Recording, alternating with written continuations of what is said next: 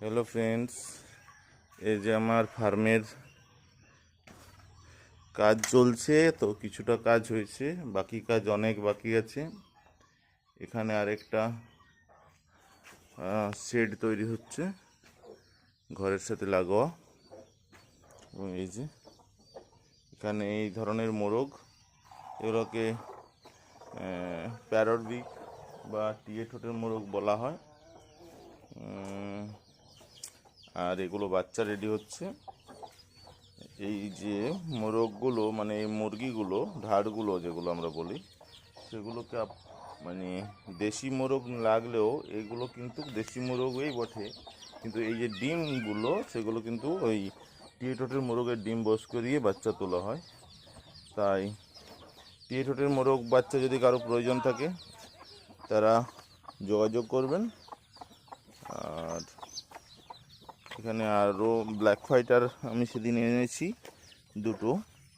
Black ফাইটারের mail এখনও আনা হয়নি, ফিমেলগুলো আজ এনেছি। ছোটো তো, তাই বলে ওটা বড়ো হোক, দিয়ে পরে একটা বড় মেল কিনে নেবো। এই যে এই ধরনের মোরগ বাচ্চা অলরেডি তৈরি হয়ে আছে, ঠিক আছে। এগুলো আমার বাড়িতেই ব্রিডিং করার পর এগুলো তৈরি হয়েছে, দেখতে পাচ্ছেন। এই যে মোরগ বাচ্চাগুলো দেখুন। আরও ওই যে ওখানে ব্ল্যাক ফাইটার দুটো আছে।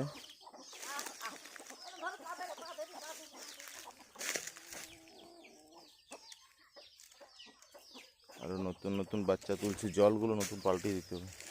নতুন নতুন বাচ্চা তুলছে।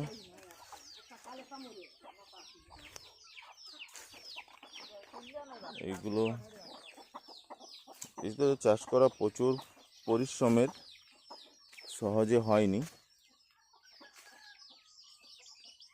যাই হোক বন্ধুরা, আর আম তো প্রায় শেষের দিকে, তবে এই আমটা এখনো পর্যন্ত আছে, এখনো এটা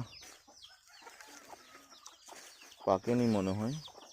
এই যে এই দুটো আছে। আর আর এই যে এর অনেক বাচ্চা আছে। যাদের ছোট বাচ্চা প্রয়োজন কমের মধ্যে, তারা কিন্তু যোগাযোগ করতে পারেন, কারণ সাইজ যখন বড় হবে না তখন কমে দেওয়া সম্ভব হয়নি। তো ছোট সাইজের মধ্যে যদি নিজে বড় করতে পারেন তাহলে কমের মধ্যে পেয়ে যাবেন। এসে পর দেখে যেতে পারেন, দেখে দাম দর করে নিতে পারেন। ধন্যবাদ বন্ধুরা। এখানে একটা আম